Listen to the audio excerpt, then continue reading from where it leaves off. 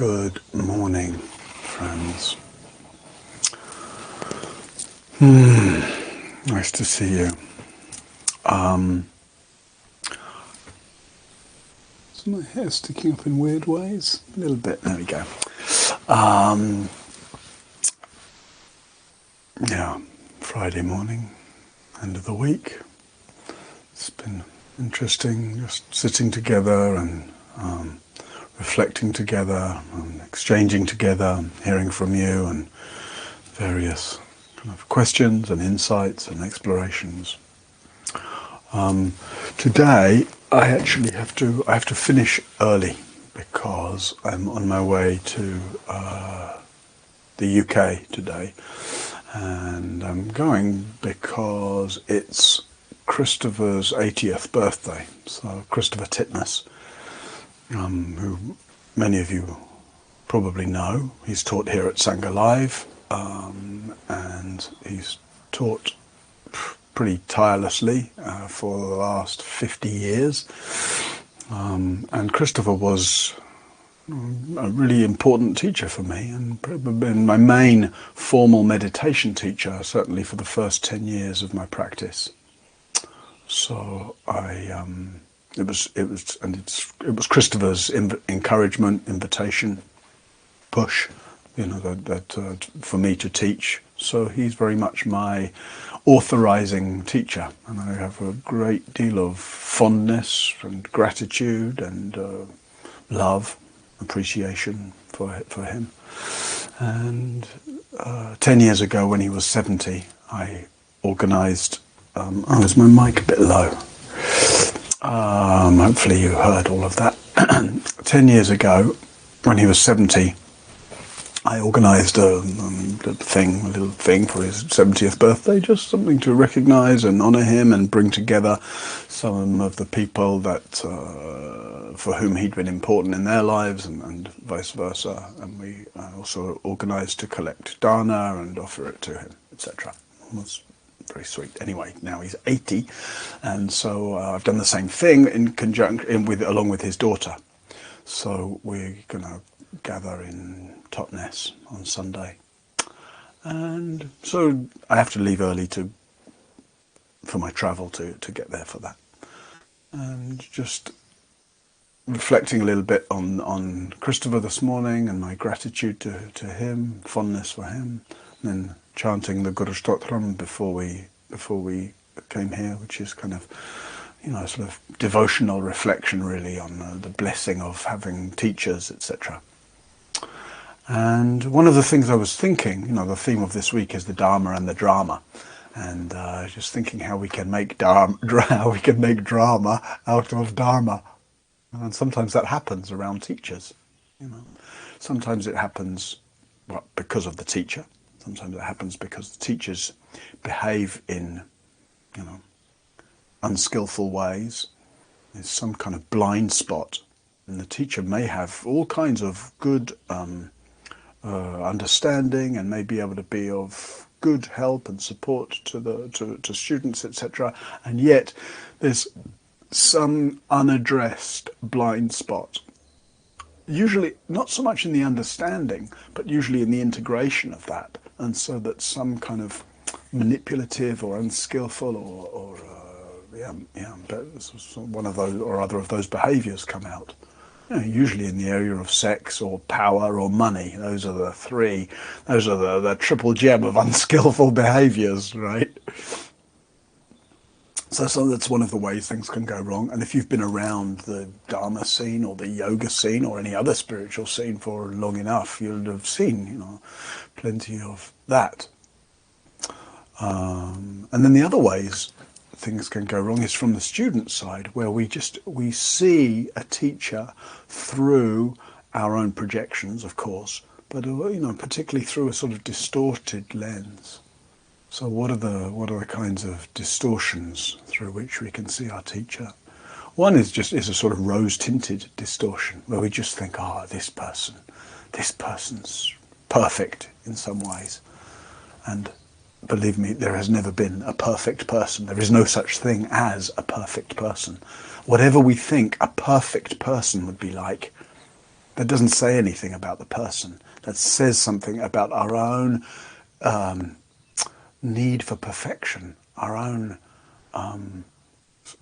dare I say, futile hope for perfection. You look around you, things, the only perfection there is in the fact that everything is constantly, perfectly the way that it is.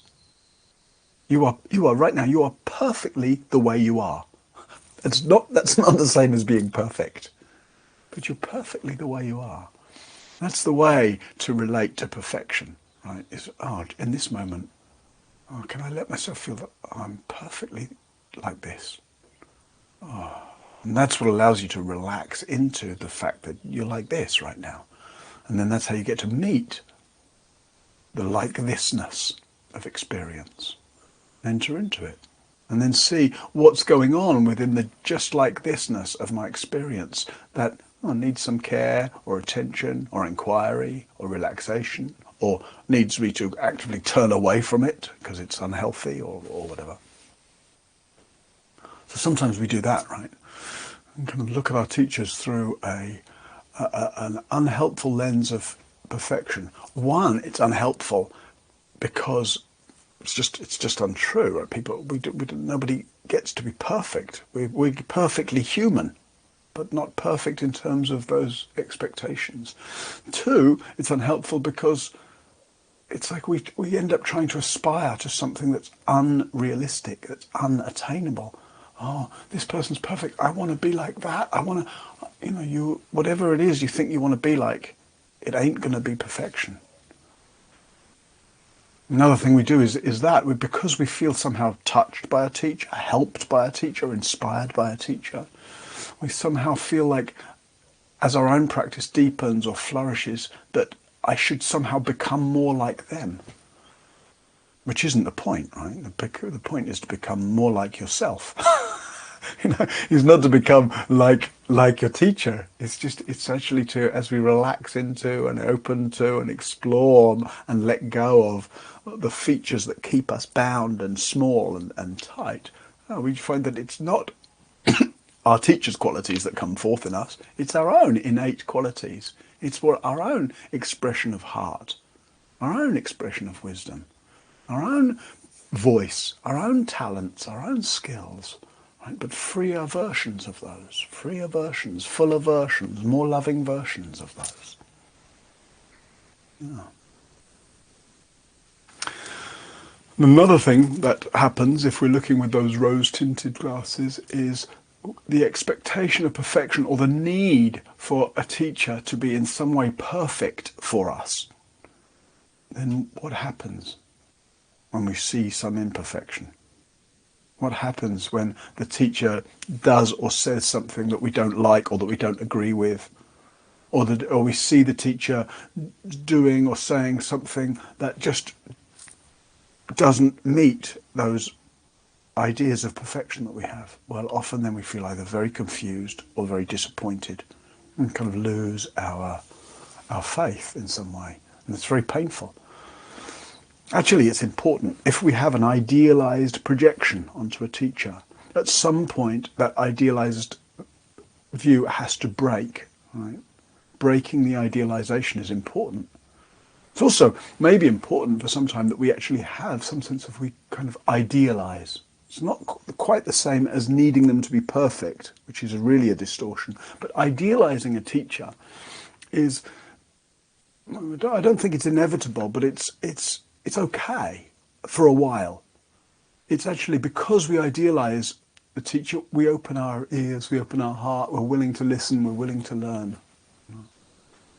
And at some point, our own practice matures and we say, oh, actually this idealization I've had, it's kind of a projection. I haven't seen the teacher quite as they are, but more as I've needed them to be. And that's okay. And then we kind of adjust and we realize, I can have a clearer view of my teacher, and also as I gain a deeper sort of faith and trust in my own practice, I realize I don't need my teacher to be any particular thing. I might still deeply appreciate their qualities and feel gratitude and respect and still be willing to listen and learn, etc. But I don't need them to be any way. And then we might further realize that actually, even if they, completely fell off the Dharma wagon, that needn't shake my faith in my own practice. So there's a kind of helpful and healthy way in which the idealization can form, and then also a helpful, healthy, important way in which it can crack and change. But if we invest too much in that early idealization, if we have expectations of perfection, if we need the person to be perfect, if we've lifted them up in some kind of bigger way, and that doesn't really happen in this sort of Dharma scene. It doesn't happen really in the lay, kind of Vipassana, insight meditation world. But in some other Dharma traditions, in some of the Tibetan traditions, where the teacher is up on a kind of golden throne and there's a lot of encouragement to be very worshipful to the teacher, bigger the gap, bigger the problem. So that when the idealization cracks, often it can crack in very painful ways, and one goes from idealizing to demonizing. And you can see there's a lot of mess in sanghas around all of that stuff. So it's just a little reflection, right? To think, what's a healthy way? Think of the people who have seemed most inspiring to you or most helpful to you, those who you feel most kind of aligned with, those that offer teachings and practices in a way that, it's like that most accurately maybe, or most touchingly seems to address your own situation. It's not even that it's because that's the best teacher, but it's like, we feel an affinity with some teachers and their experience and their way of describing experience more than we might with somebody else. So those teachers who you feel the most affinity in, it's just worth reflecting on what am I doing in my relationship to them? Is there some idealization? Maybe it's healthy, it helps me to listen and appreciate and open and inspires my own practice. Wonderful. Or is it a little more than that, and there's some kind of perfection distortion going on? Also worth reflecting, if that person who I feel grateful to and inspired by, if they were to lose the plot in some or other way, what would it do to my practice? Because that's a way of seeing to what extent my own grounding in practice, my own faith in practice, to what extent is it dependent upon being inspired by some view of perfection out there? Or to what extent has it become more my own, being one's own ground? So, in other words, please make yourself available to receive Dharma from your teachers, and ideally, don't make up too much drama around the relationship to teachers. All right, friends, that's enough. Let's sit together. As I say, I need to end early today, probably by 1:45, ideally, certainly by 10:10. So meditation will be a little shorter, and just a little, and questions will certainly be a little shorter. But meanwhile, please take your seat for meditation.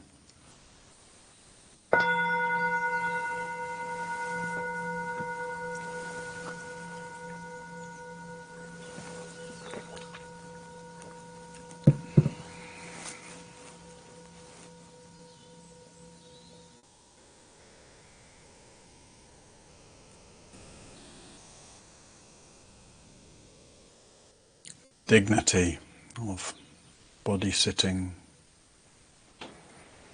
in a way that's steady and grounded,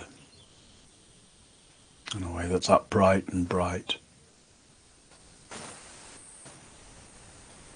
in a way that's open in your chest and shoulders, and in a way that's gentle, easeful, relaxed.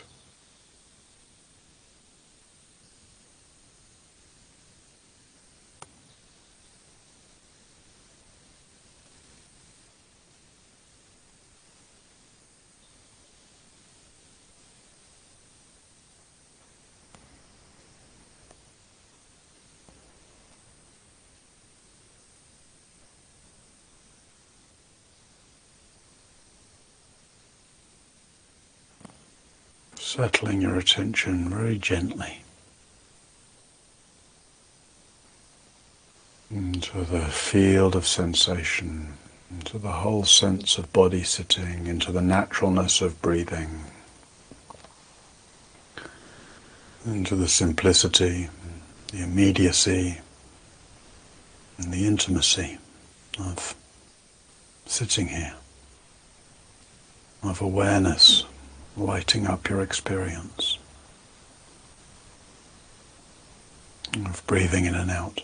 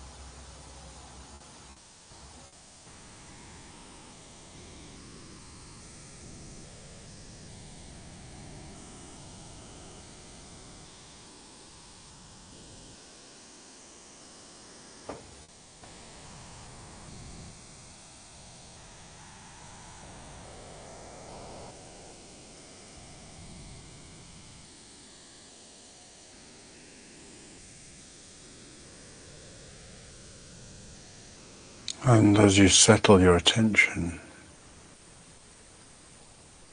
as you relax just a little more deeply,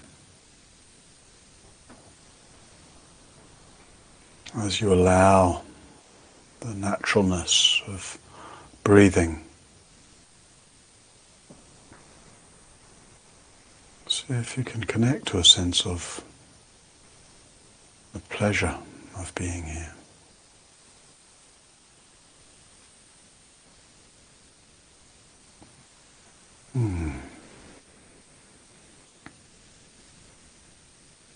The pleasure of settling your attention, not by forcing it, but by relaxing.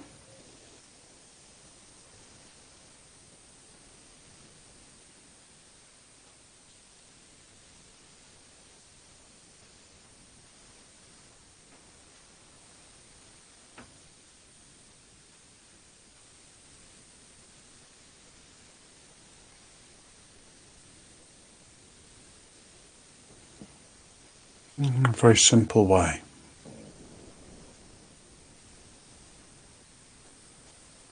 Can you feel some sense of the pleasure of presence?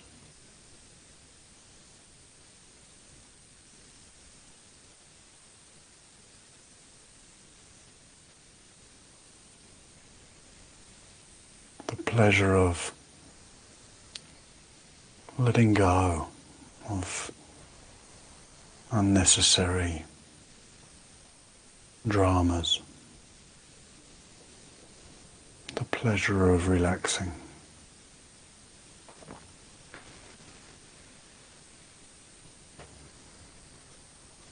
And the pleasure of meditation.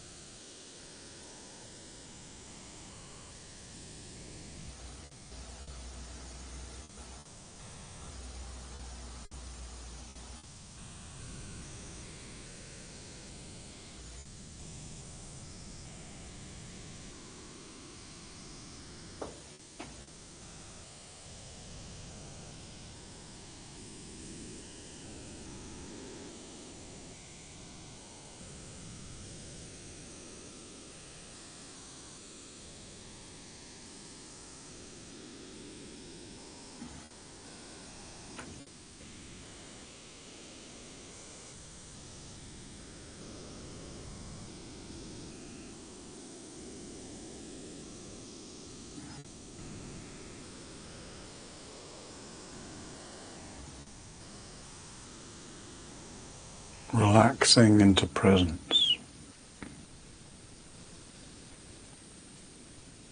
as if you were relaxing into a warm bath, soaking into awareness.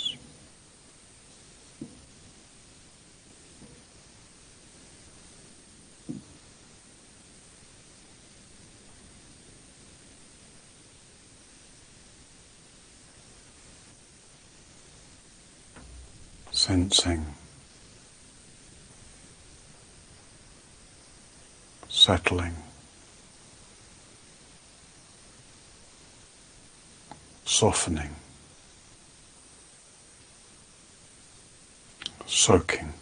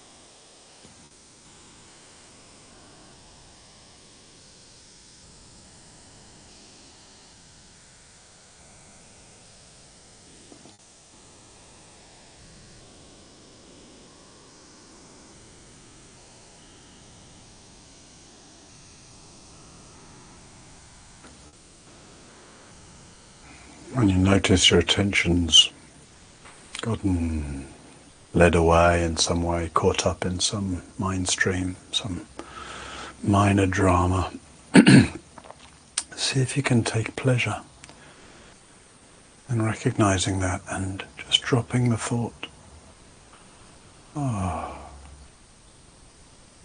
Releasing it, like dropping a burden. No sense of anything being wrong. No need for blame or frustration with the fact that your attention was caught up. And also no need to follow the thought any further. Release it.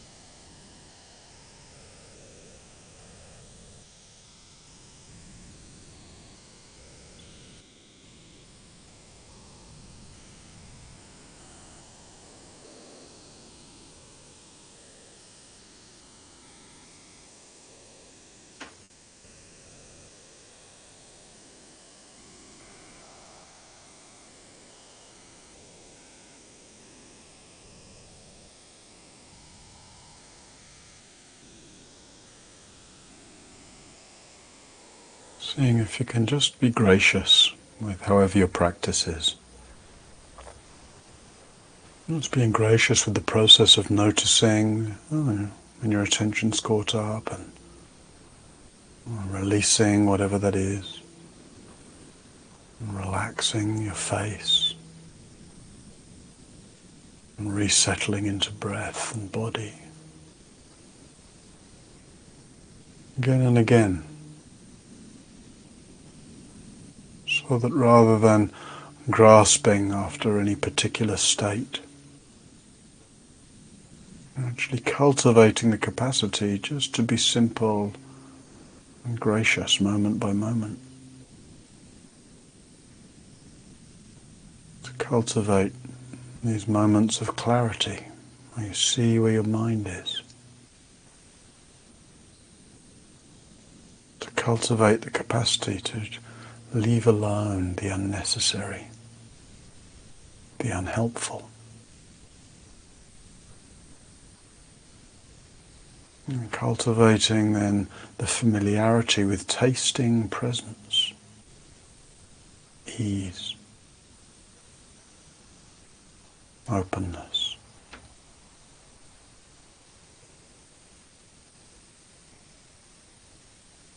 Just like this.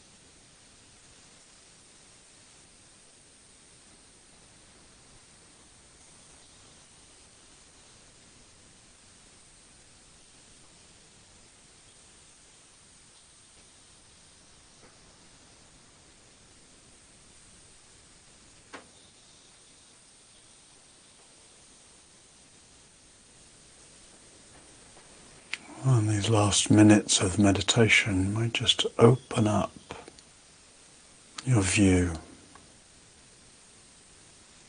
Open up the sphere of your awareness. Just a sense of opening your awareness in such a way that body and all its sensations is included. And also as if you just can sense outward into the space around you. The sounds, the air. And as if that outward sensing inclusion can just keep expanding. As if there's a kind of world-filling awareness. On the one hand, it's a world of drama, of difficulty, of dukkha. A world where in small and large ways people are affected by struggle and pain and difficulty in personal lives, in relationships, in domestic situation and financial situation and work situation, and also just in the inner life, in a way we easily get caught up in inner drama. And also the drama that plays out in the world, the way we're caught up in the suffering of politics, aggression and warfare, violence. It's like, oh, it's the world. Our practice asks our heart to open to the world, to be very, very tender in our recognition of dukkha, heartache, suffering. And as well as all the drama, all the difficulty, all the dukkha, also as we just sense outwardly into the world, it's a world of Dharma. It's a world which is constantly expressing itself just like this. It's a world which is always perfectly as it is.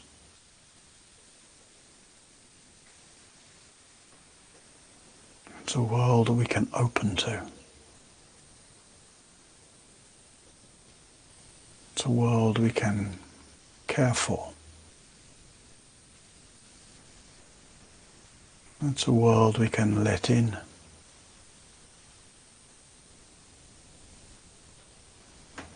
It's a world that contains great beauty.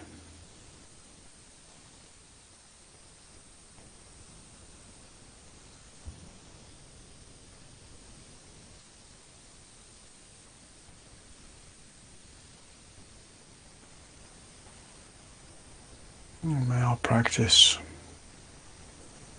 make us clear-eyed and warm-hearted in the ways we meet the world.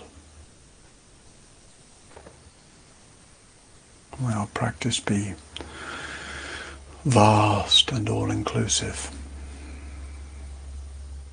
so that as we go through the world we never need to leave ourselves.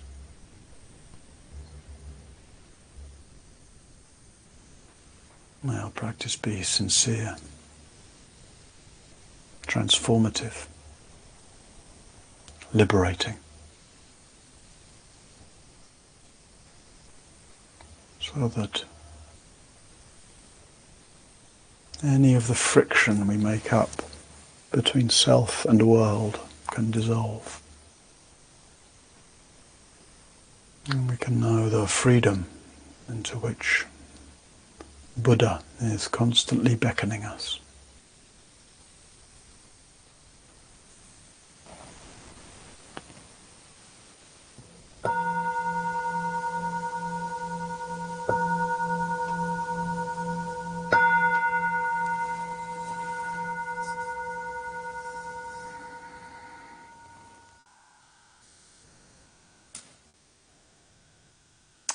All right, friends. That was meditation. As I say, I need to end a little early today, but let's see, there might be time for a couple of questions and a couple of things before that. One is that I'll be leading a day of practice here at Sangha Life tomorrow. And the theme, I think, is pleasure and joy. Pleasure and joy. I mean, actually, learning to recognize and allow and actively cultivate, these really important qualities. Actually, if you want to be skillful in facing adversity and difficulty, then actually having the nourishment of being able to contact and actually let in. Some of us, we think we want pleasure, but we're actually quite ambivalent about it. It's actually letting ourselves find joy, uplift, lightness, ease, letting ourselves be nourished by pleasure, not just in the coarse, consumptive ways that we usually think of that, but in kind of more refined and skillful ways. So anyway, no doubt you'll have seen that somewhere on Sangha Live, or you'll have been hit up with an email about it. So feel free to join. That's tomorrow.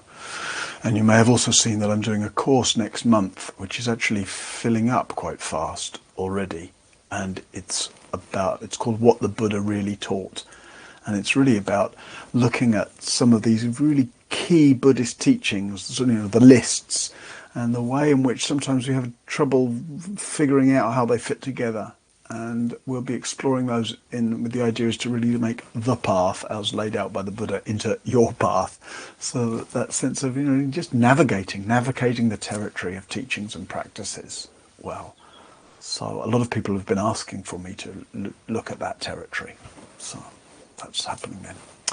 And then the last thing is to bang the Dharma drum as it's Friday. And just remind you that, your Dharma is very necessary to keep all of this happening. It's very appreciated, and it supports Sangha Live as a platform. It supports me as the teacher from this week. It supports everybody else that can then therefore come because this is here. And so it's just the encouragement, please open your heart, open your wallet, and whatever dana you offer, is in the support of that. And sometimes we might feel, your situation might be difficult in various ways, and I don't want this to be any pressure. If you feel like the situation is such that even if you'd like to make a dana offering that you really can't afford to, then please don't. Let the goodness of your practice be your dana. That's totally fine. And then you have to say of yourself, maybe even you do feel moved, but you feel like what you have to offer is a very modest amount. That's okay. Offer that modest amount with a good heart. That's what dana is. Dana isn't measured in the amount we're able to offer. It's about the kind of the sincerity, the heart's gesture. The Buddha talks about dana as a foundation for happiness, act of joy. Right? Oh, what good fortune to be able to support that which I value. To be able to not just feel appreciative, but to demonstrate that appreciation in a way that actually makes a difference to others. Makes a difference to me, as the teacher this week. It makes a difference to the platform, which really actually is maintained by a lot of modest donations.